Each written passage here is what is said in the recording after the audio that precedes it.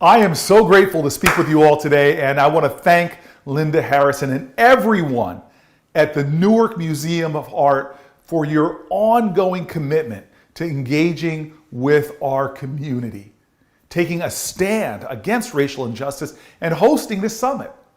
The Newark Museum has always been a vital resource for our great city of Newark and our great state of New Jersey.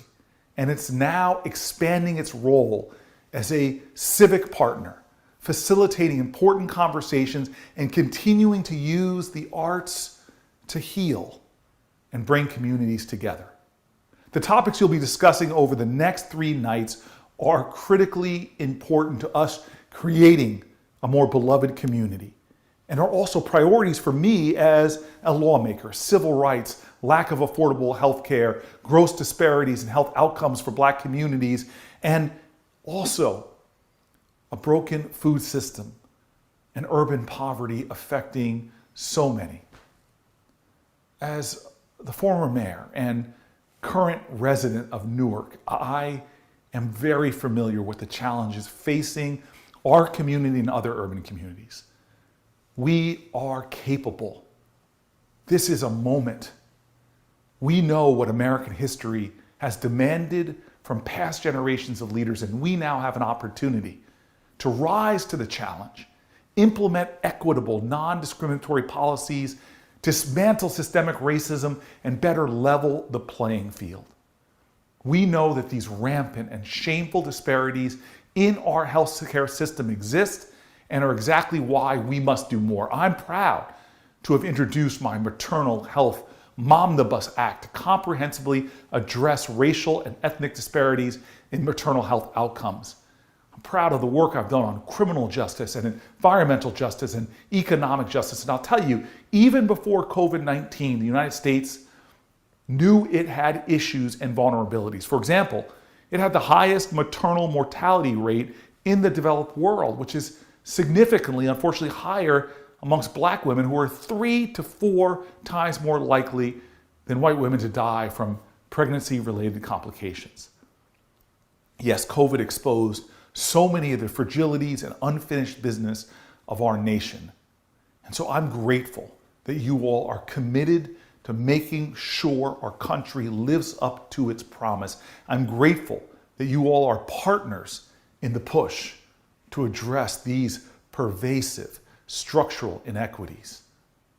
It starts with conversations. Your conversations are critically important. Those conversations should motivate us and inspire us, strengthen us, and encourage us to do the work to make change happen. Thank you for inviting me here to share my heart with you, my passion, and my partnership. Thank you.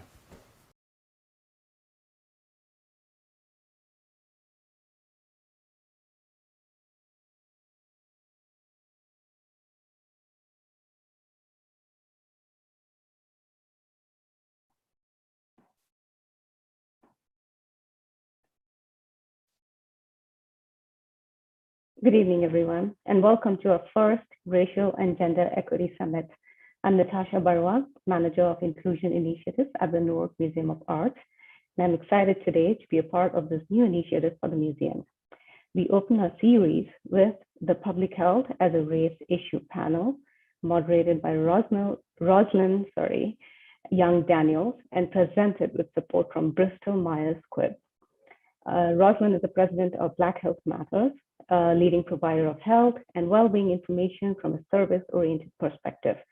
Prior to founding Black Health Matters, Rosalyn spearheaded the launch of Fitness Magazine, consulted with BET Networks, and worked with the advertising department of Essence Magazine. Thank you again for joining us, Rosalyn. I will now hand it over to you to introduce our panelists. Good evening, everyone. Thank you so much for joining us this evening. So we have a lot to discuss, so we will start. Again, my name is Rosalyn Young Daniels, and I am the president and founder of Black Health Matters. Black Health Matters is the leading health platform rooted in the African American community and culture, and we provide programs and content to improve health literacy.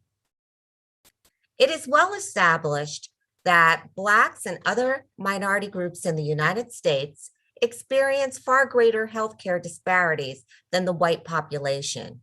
As the COVID-19 pandemic has raged across our country and apprehension about the vaccine has become higher in various communities, we see that the situation is dire. This panel this evening will explore the layers of complexity behind both the implicit and overt racism that is blocking access to the basic rights of decent healthcare. Now I will introduce our most illustrious panel. In fact, I'm going to actually ask them to please introduce themselves. So we will start with Emily.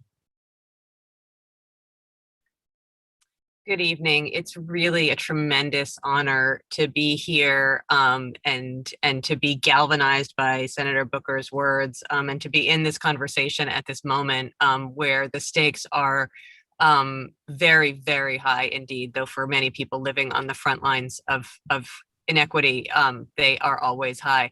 I am an AIDS activist. I'm a writer. I'm a journalist, a historian, a women's sexual and reproductive health and rights advocate, and most recently the author of a book called To End a Plague, America's Fight to Defeat AIDS in Africa, which traces the history of transnational activism, but particularly of communities in the US who saw and named medical apartheid in our communities and connected that with medical apartheid overseas in the context of inequity in access to AIDS medications.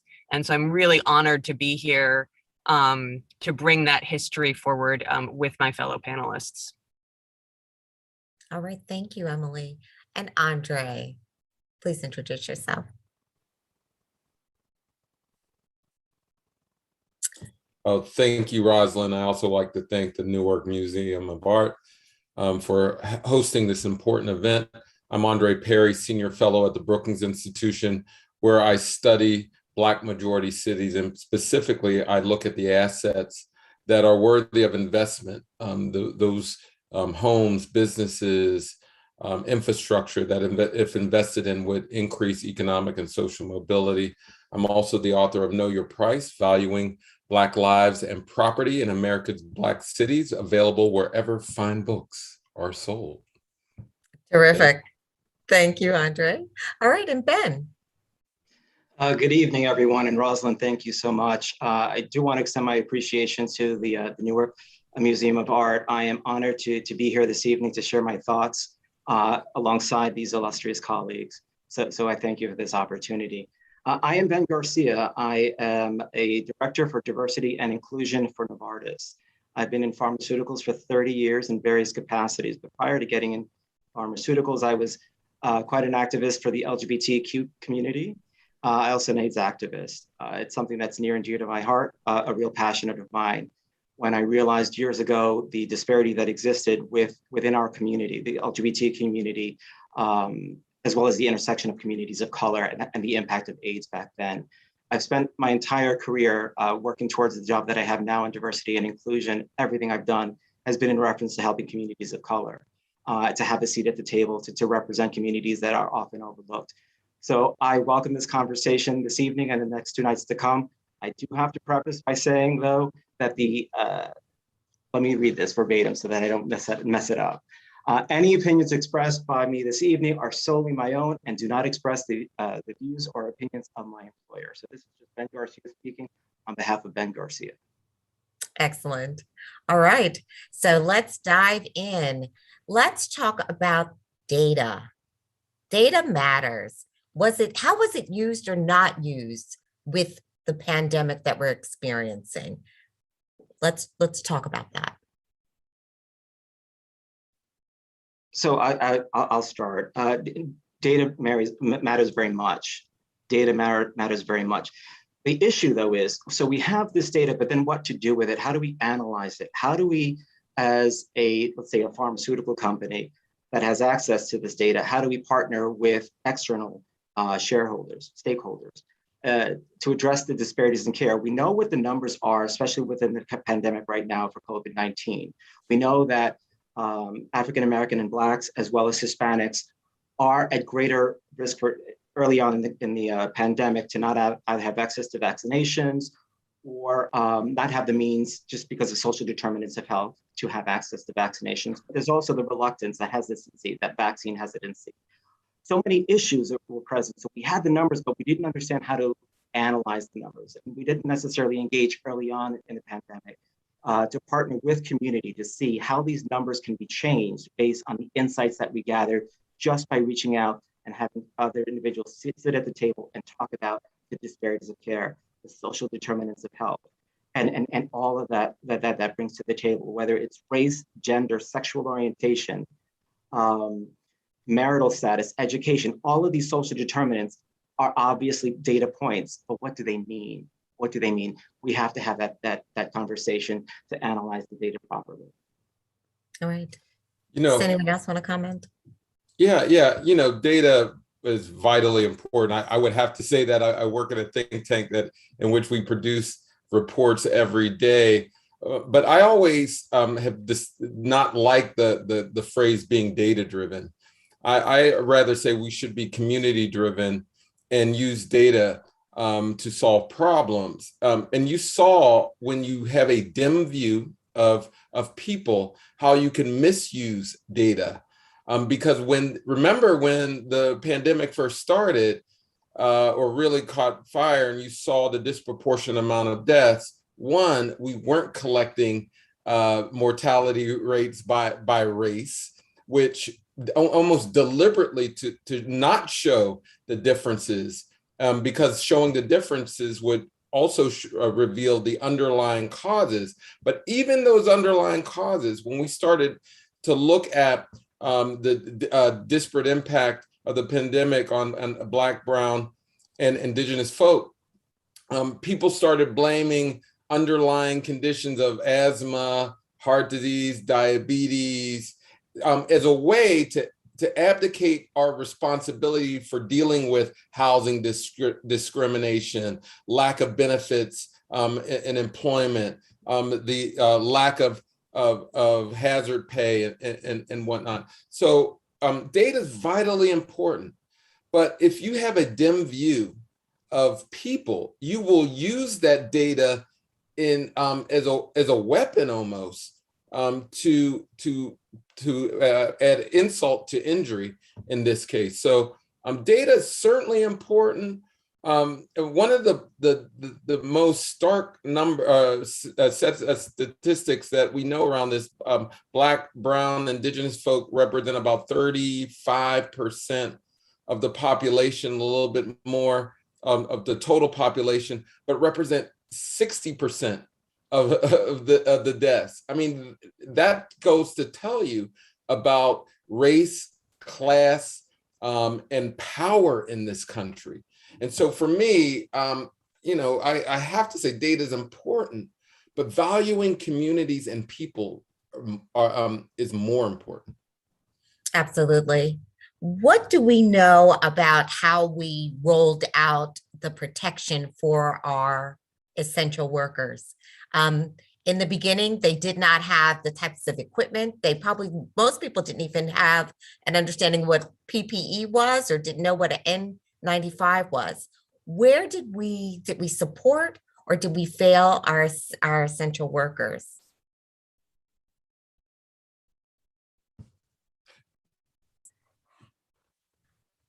You're on mute, Emily. I do that. I want to go back up and then I want to answer this question as well, but I want to say, and I think the answers are related, right? So data come in many forms, and one source of data is history, right? And one of the things that happened when this pandemic started is that we acted as though we had no history of pandemics happening in America. And that is data, right? Those are our data, whether you consider data plural or singular. It's a sidebar debate for geeks out there. But in all seriousness, the first cases of HIV, the first case report in 1981 in the morbidity and mortality report from the CDC reports 5 men with an unusual cancer and does not name their race. And all 5 men, as it turned out, are white. And the author, Michael Gottlieb, will later talk about how patients 6 and 7 who aren't in that report are Black and brown men. But we have an omission of race. We have the state saying that it sees something without saying what it's not seeing. And we have a pandemic, a moment that we mark this year as the 40th anniversary. And this paper is called a landmark, and it is important. It's a moment of seeing, but a moment of not seeing.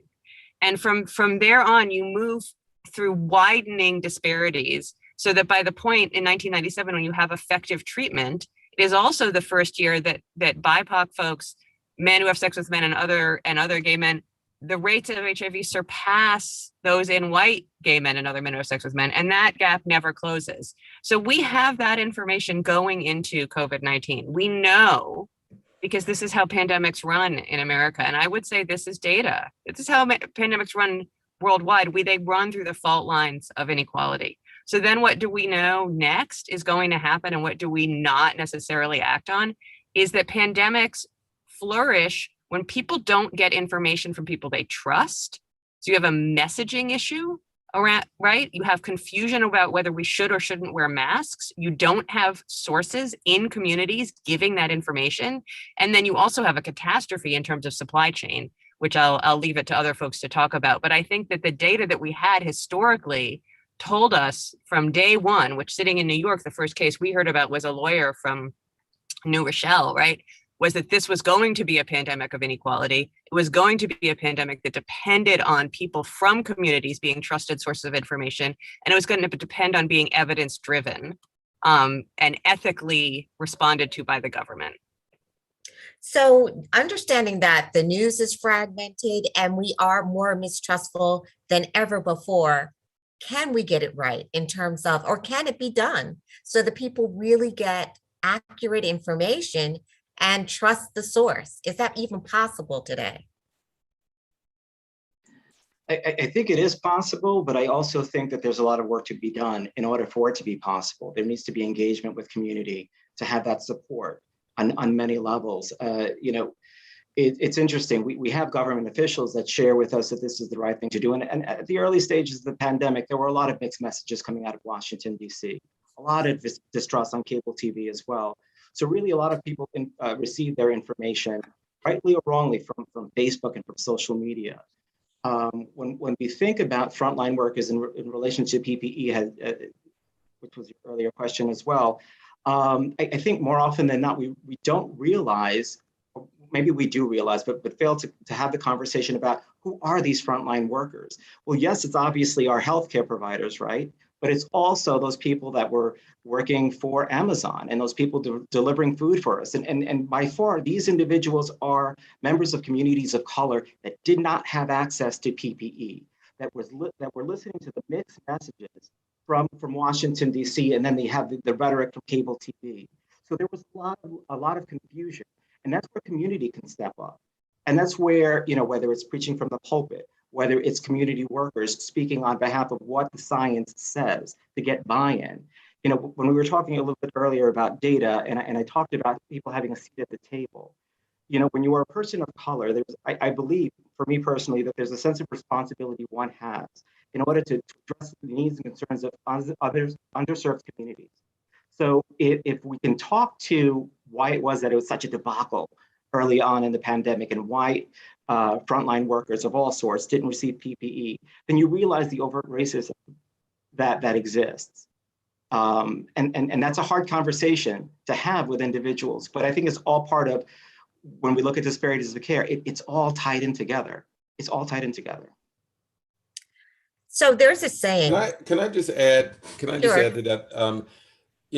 One of the things that I study are labor trends in the Black community. And what was clear is that only 1 in 5 Black people can actually work from home.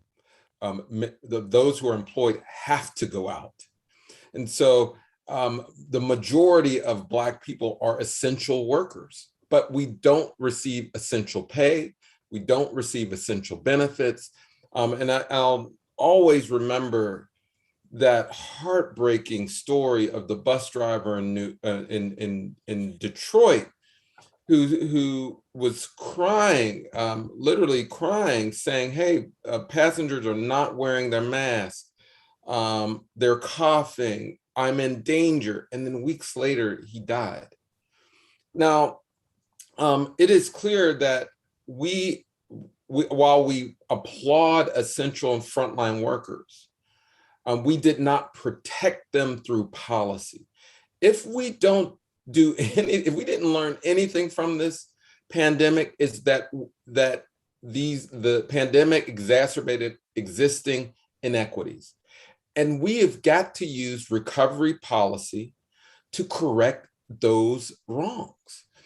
Because another pandemic will happen. As Emily stated, this is really not new in the grand scheme of things. I mean, and not only around health issues, we have continuous economic shocks that take people back, continuous climate issues that take people back. And every single time we ask, where's the protection? And so for me, it's important that we change policy in ways that deals with the root issues. And that's why we always talk about social and structural determinants of health, because those are really the reason why we see these disparities. And so we have got to address these in Newark, in the in that metro area, and all across the country. Because if we don't, we will be right back where we are when the next disaster pandemic hits. Well, speak to me about the equitable or inequitable access to screening and testing. In the beginning, I think I can remember spending about $150 to be screened for COVID because I had concerns. Obviously, not everyone could do that. Can we kind of talk about how that policy might have evolved so that now you might be able to find a place where you can be tested on a regular basis?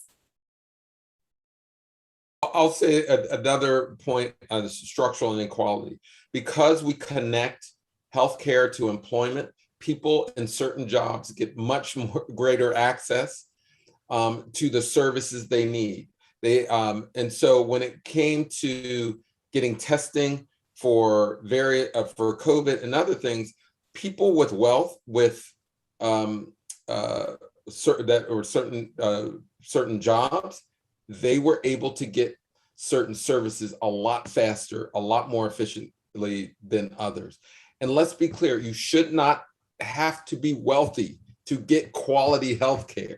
But in this country, the wealthy have better survival rates. Remember, that was another data point in the early going in the Newark, New Jersey, New York metro area, that wealthy communities were dying significantly less than their poorer counterparts.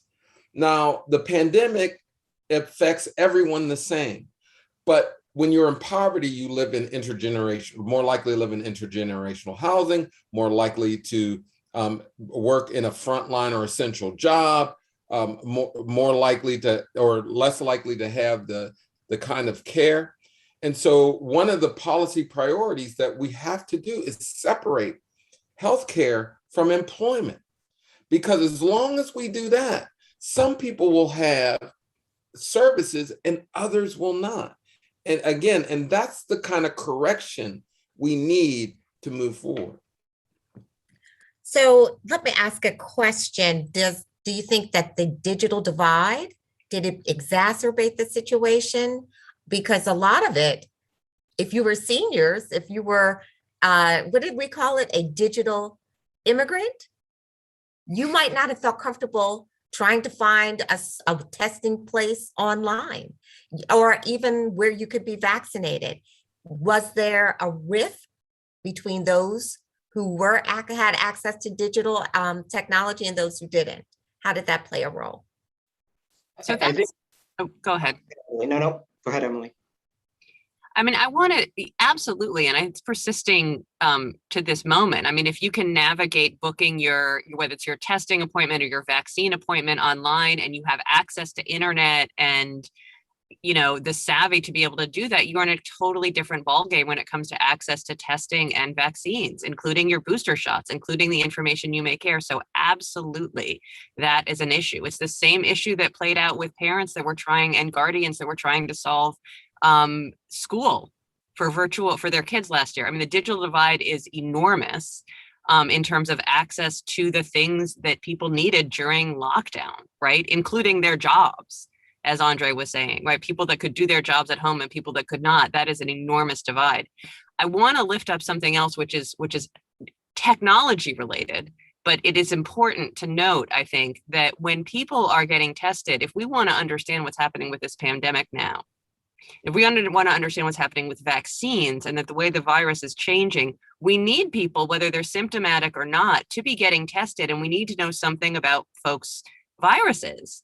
And there's a huge issue with representation in whose viruses get sequenced and what we learn. Which communities are we learning about? Where are we learning about vaccine breakthrough infections? And where are we not? Right? Where are the lights on and where are they not? And that matters because everybody has a right to know if they are in a community, where a new variant may be circulating or where there may be a high rate of vaccine breakthroughs, even without symptoms. So that's a matter of, are you being tested in a place that's connected to a lab that's going to do sequencing? And is that lab the kind of lab that's going to come back to the community and say, hey, we found something out? So there's a whole ecosystem here that is related to technology and access and what happens.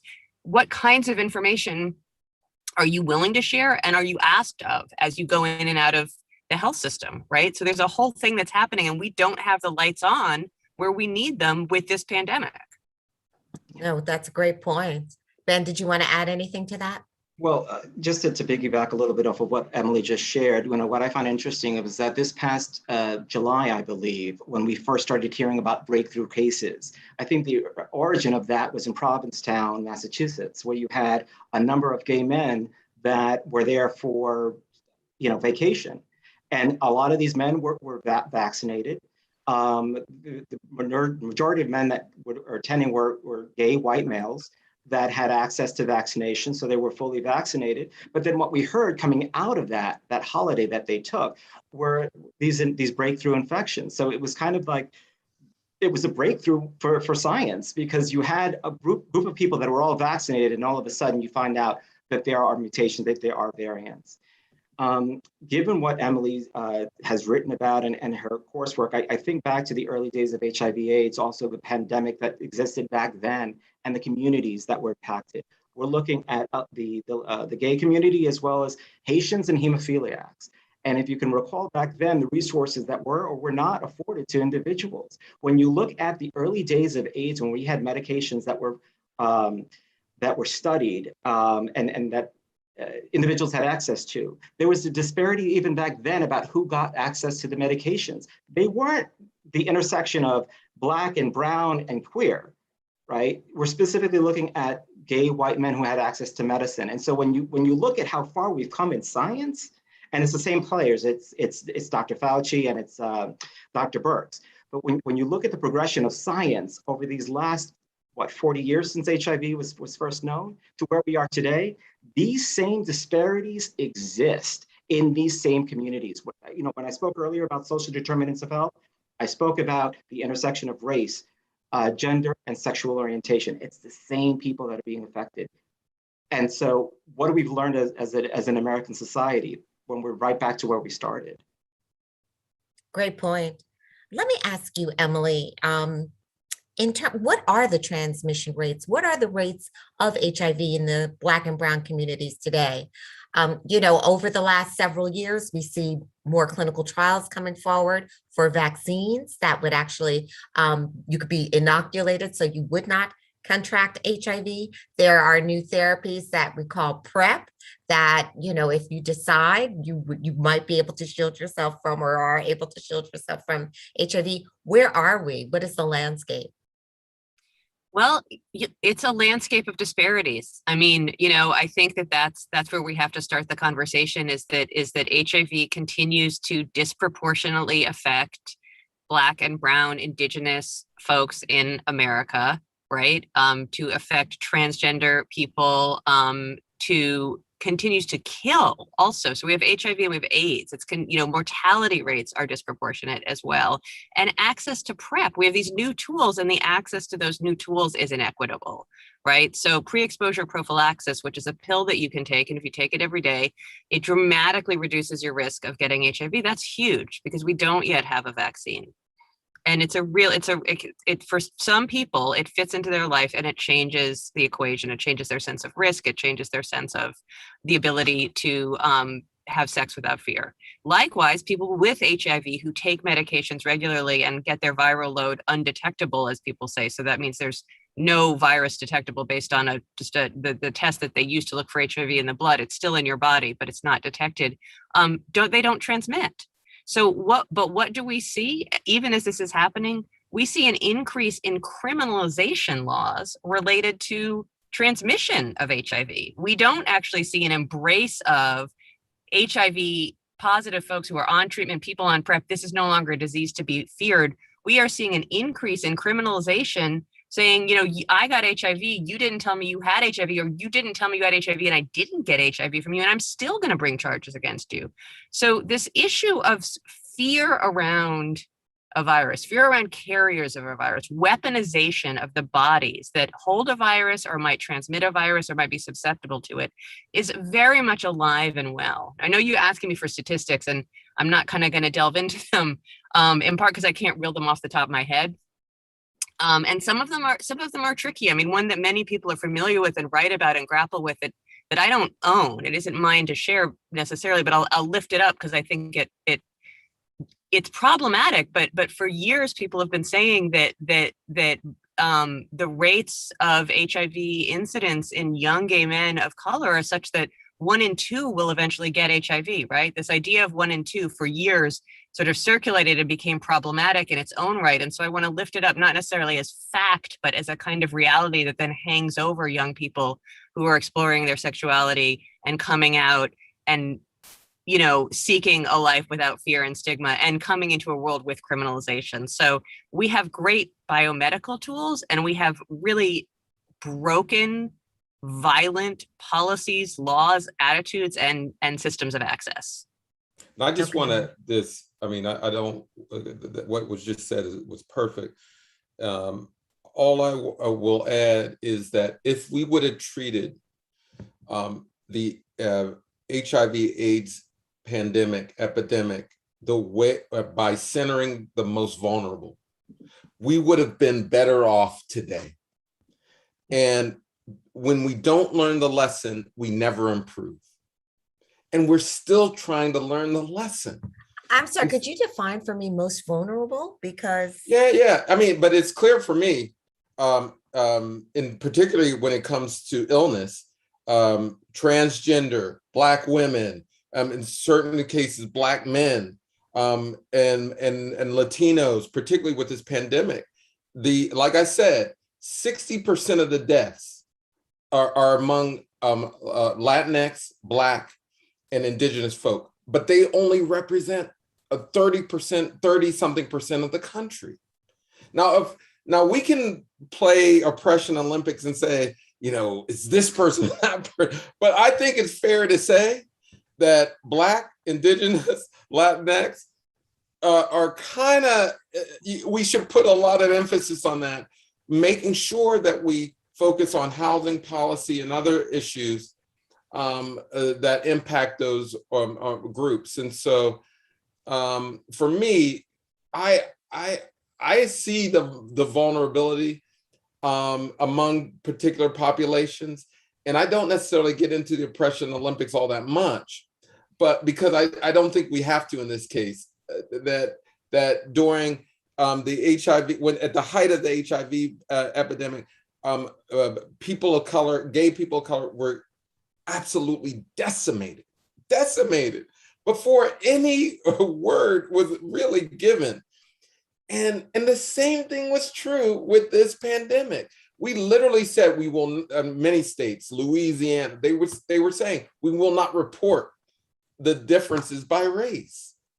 And essentially when you do that, you're saying everyone is white. It's the default is white. And we've got to learn the lesson at some point. And so, and we're in a cultural moment that you're actually, just like with the HIV AIDS evidence, you saw a backlash, of violence that came upon people of color. Now you're actually seeing the same violence that Emily described, a policy violence. Yep. That's leveled against the people who are dying the most. So for me, I get real hype about this because at some point we've got to address the discrimination that is literally killing people every day. And we've grown accustomed to that death. And we cannot just be comfortable with these disparities anymore. Okay. It's, you know, what we see is that it's very difficult for people who are Black and Brown to access care and to be believers in the system. Let me just pivot 1 second to mental health in the age of COVID and during this pandemic. What we're seeing is that 54% of the rates of people who committed suicide within the last year did not exhibit signs of mental health. At least that's what their friends and neighbors thought. What do we think could be the trigger? What is the trigger where mental health is going to the point where we're seeing greater rates of suicide? Well, I think it's obviously the isolation, the lack of social contact, and it's also the way that people are treated. So you have these essential workers that are working at the bodegas or at the supermarket that are treated badly by the public. And these are Black and Brown people. So you feel beaten up and you feel isolated. And that's just a common experience, you know. I think that without having, let's say, the opportunity to talk to a healthcare professional virtually, to have that conversation, that ability to say, hey, I'm not okay, not having that network of support, as it were, that's very real. People do not necessarily have access to it. Or if they do, then it's cost prohibitive. So you can't, you know, necessarily afford that if your income is impacted because you can't go out to work, because you're not entitled to sick days. So there's a lot that plays into it. One thing that I do want to mention, though, is, you know, when we look at pandemics, whether it's HIV, AIDS, or even COVID, there's always the boogeyman. So with HIV, AIDS, it was also always the queer community. With this pandemic now, we have our Asian brothers and sisters that are being attacked and discriminated against. And we're talking about the most susceptible. So you have older Asian females that are being attacked. And that is obviously unacceptable, but just speaks to how ugly as a society, you know, we've become desensitized to it.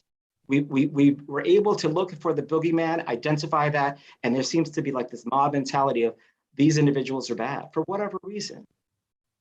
So that needs to be addressed. And again, to talk about the ugly, you know, within how we treat one another, that all plays into mental health.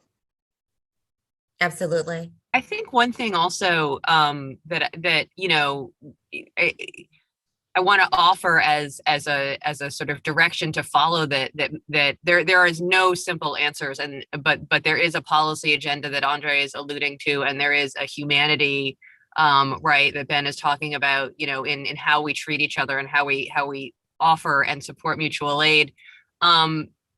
You know, and one of the things that I want to point to that we haven't gotten yet, but there has been a moment in this pandemic where we have realized that there is a role for community health workers, and we've realized that there's a role and a need for lay people, right, who are trusted, who have information to go door to door or to be in the community or to be checking in. And this is something, you know, I am the first person to call myself out on mistakes. So before the pandemic, I was working on a piece and someone said, oh, you know, the US needs to learn from Malawi because Malawi has great home-based care, and they, you know, and it does. And I thought, well, no, I mean, you know, we should not be comparing ourselves. They're doing that because of, you know, incredibly impoverished, broken health system. And why would we compare? Well, as it turns out, the home-based visitor and community health worker systems in Rwanda, in Malawi, in countries where they've been using that for HIV, then got adapted in Massachusetts and in other communities where we suddenly go, oh my God, a pill isn't going to fix everything. And a biomedical system isn't going to fix everything. And I don't think that that mindset has shifted yet in any systemic way, but I think we have to push for that. I think we have to push for a community health corps.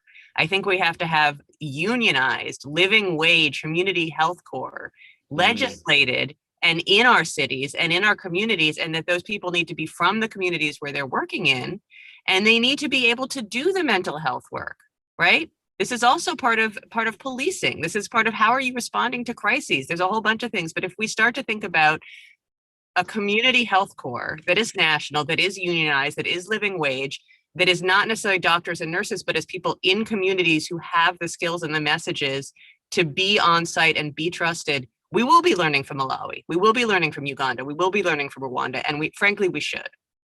That's excellent. That So, Emily- that human touch, that communication is essential, right? That's so invaluable.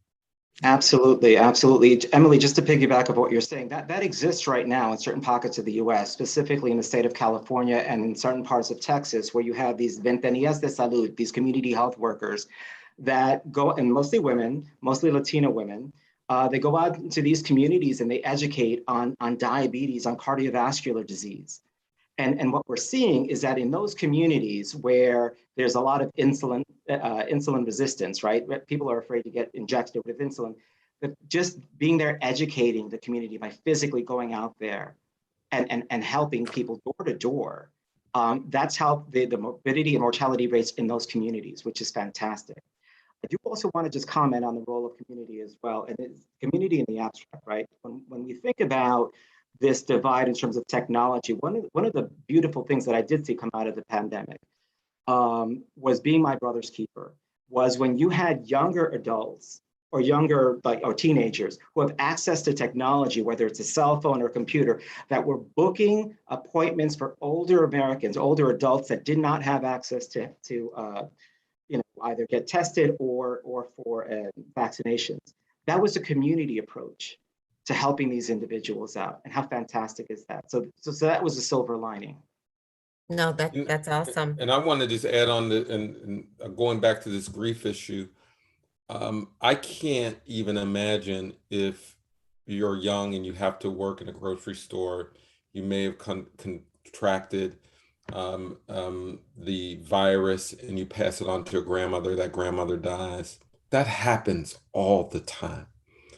And this is why I go back to, we need really a policy agenda around this stuff.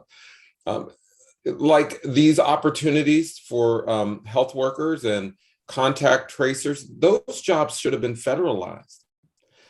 Because if we're saying they're essential, then we need to make them as such. When there's a pandemic, an emergency, we can federalize certain jobs so that they can have benefits, pay, because if they're going to have to be exposed, they better have the hazard pay, the benefits, all those things. If we're saying you have to work, and we know that people who have to work have to go home, and we know people of color are more likely to live in intergenerational housing.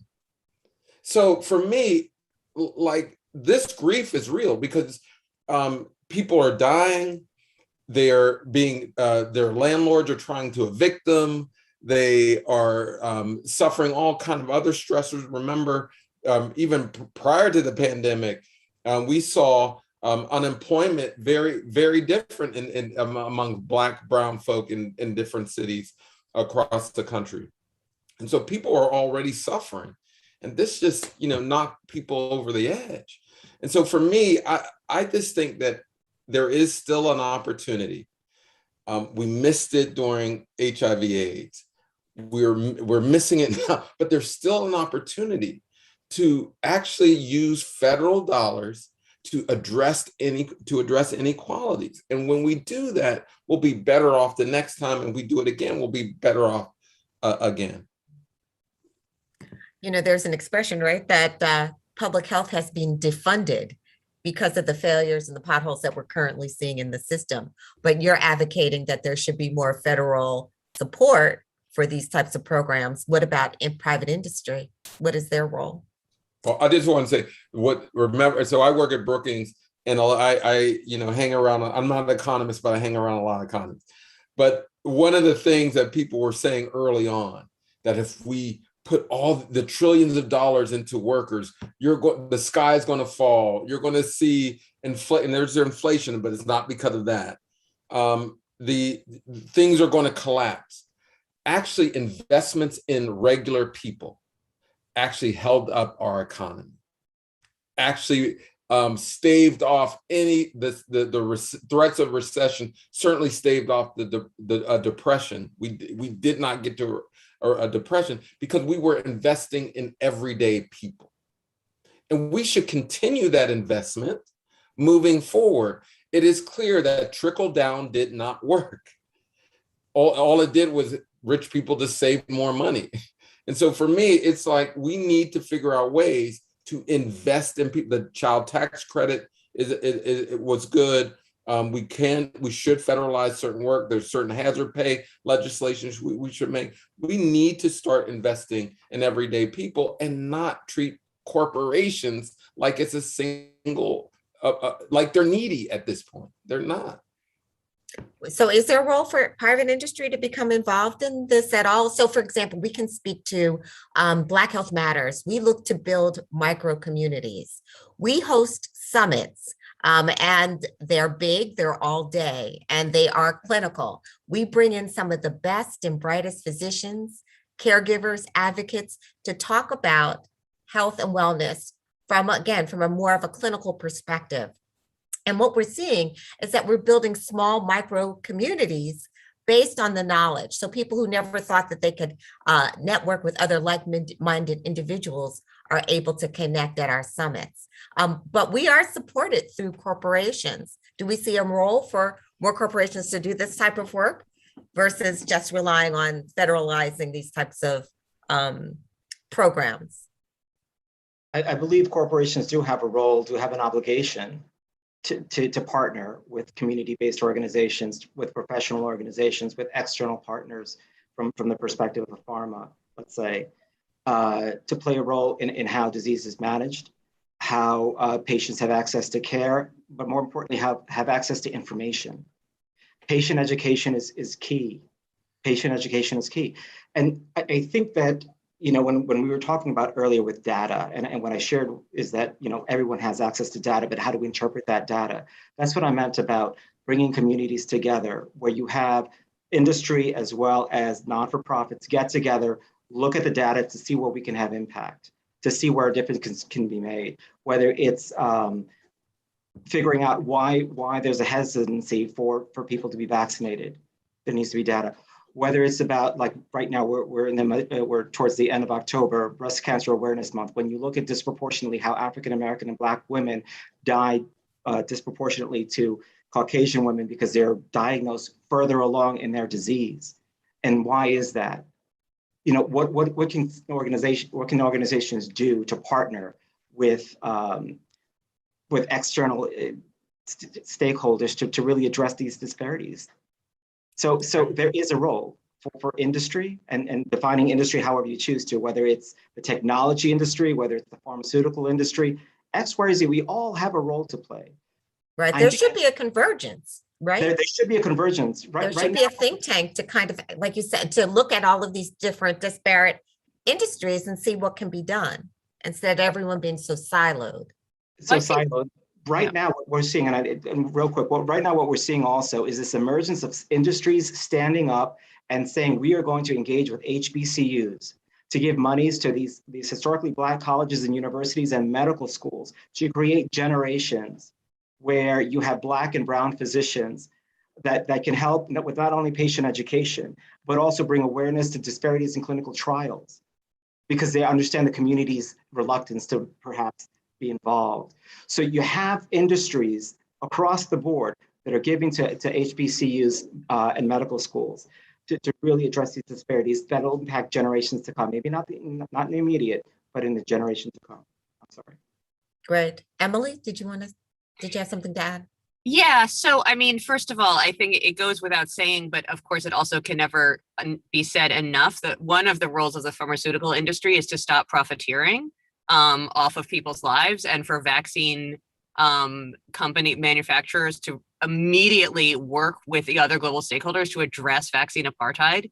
It's abhorrent. It's ridiculous. We haven't taken the steps we need to take to fix it. And part of that is the company. So, you know, I think in this community, I think that that's a given, but forgive me, don't forgive me. So do whatever you want. We got to say it. It's not okay. We have vaccine equity because we fixed it with AIDS drugs. We got generic competition and we brought the prices down. We got manufacturing in South Africa, in countries. We haven't covered that ground yet. Speaking of history as data, we are right back where we could have told you this, except that we could also have prevented it. So there's a role for industry there. Right? Make a new compact for access to essential medications, diagnostics, and vaccines. Make that compact and fix these grotesque inequities. That's one piece of it. Okay, right? The other piece, though, is that in the pandemic preparedness, prevention realm, because people are looking beyond this. They're thinking about how do we get this better? How do we do this differently next time? There's a huge private sector role, right? Because a lot of the information that we're going to need if we want to actually detect early warning signs of future pandemics is not the clinical data. By the time I walk in with a fever, or Andre says, you know, I have a sore throat, or Ben says, I don't know, what's this weird rash? It's quite possible that we are already in an outbreak trending towards pandemic. And the things that we want to be able to see, right, are in data sources that we don't necessarily hold in the public sector. Private sector holds it, whether it's mobility data, whether it's consumer data, whether it's wastewater data, right? And so there's a couple things there. We got to involve industry. We got to involve private sector. We got to talk about what it means to use that data ethically. But I think we also have to look at who those companies are hiring. Where is there Black in STEM happening? Who are the executives? Who are the chief scientists? Is the data scientist who's coming to talk to you about your wastewater surveillance, right? Does she look like Ekemini Riley, who is a magnificent wastewater surveillance scientist right now, right? And she's a Black woman. Like and these things are related. So it's industry being a trusted partner, but it's also who is in leadership, diversifying your leadership.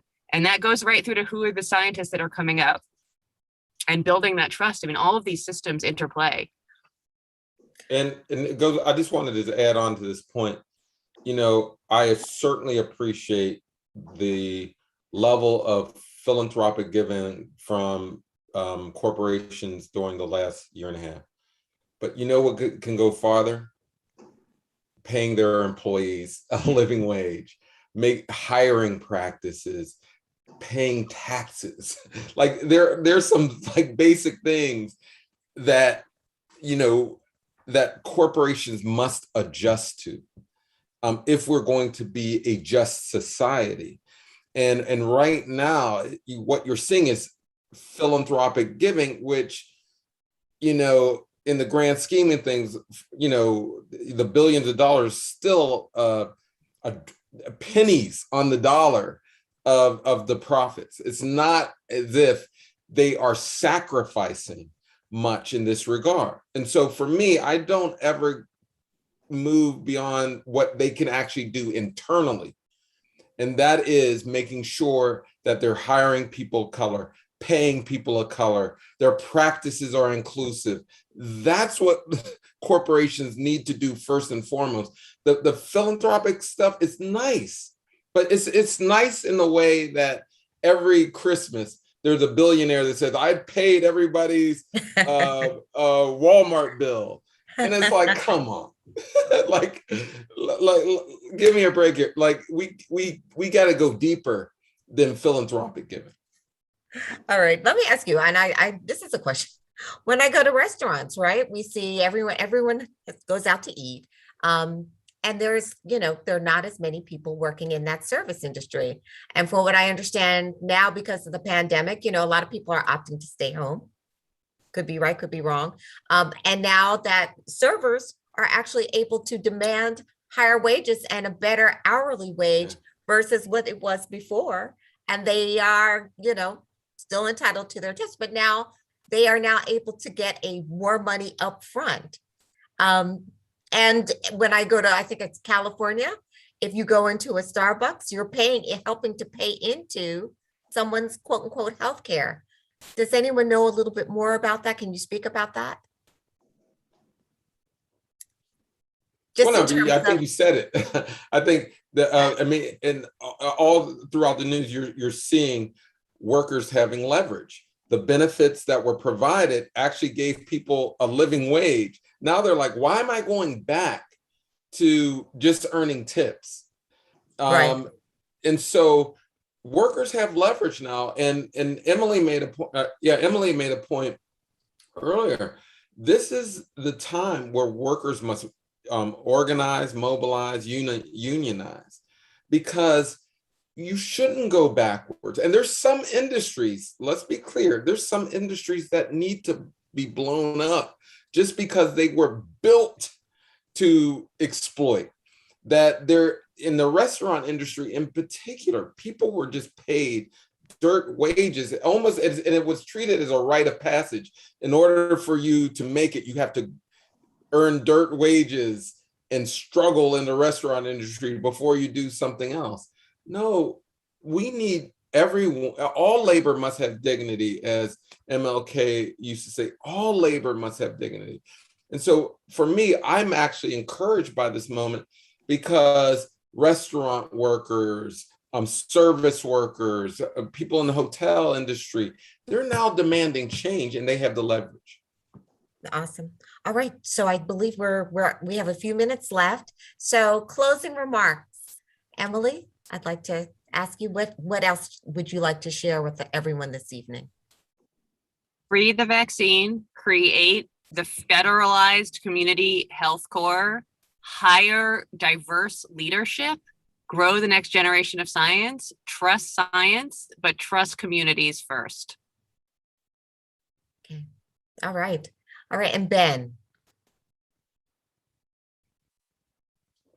you're on mute. You're on mute. I'm sorry, I was just about to say, I echo everything that Emily just shared. I just want to thank you for this opportunity to kind of share my thoughts and my observations. Part of how we're going to address inequities in healthcare is to have conversations, to have these often, just so that, and have several people meet at the table, sometimes of different opinions, right? In order to foster that change. You know, Emily mentioned something which is very specific in terms of hiring people from diverse communities. Again, it takes a village within the corporate America, representation from all sorts.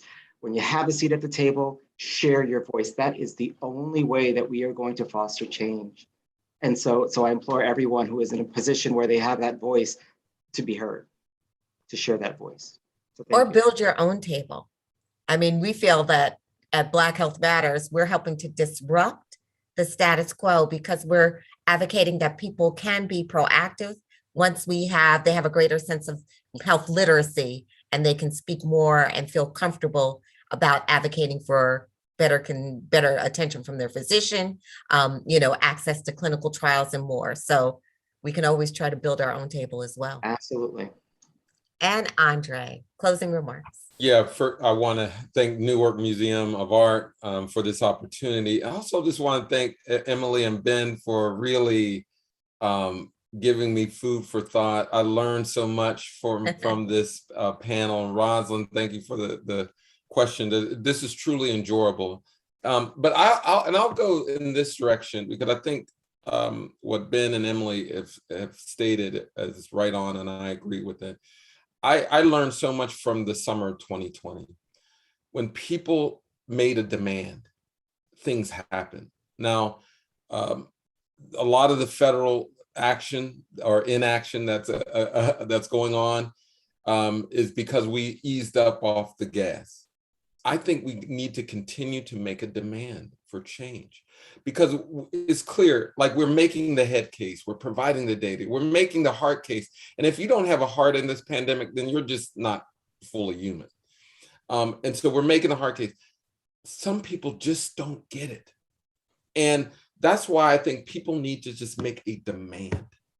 And so some of this is about organizing, mobilizing, getting our communities together. Thanks for our museums for hosting things like this, because this is what museums are supposed to do, right? And so continue to organize and mobilize because it has paid dividends. We would be in a worse situation if it weren't for people from all walks of life hitting the streets and demanding justice. So we need to continue making that demand. All right. Well, thank you for joining us all this evening. Again, we want to thank the Newark Museum of Art for allowing this discussion and putting us all together, all different points of view, but with one purpose, one love. So again, my name is Rosalyn Young Daniels, and I will say good evening.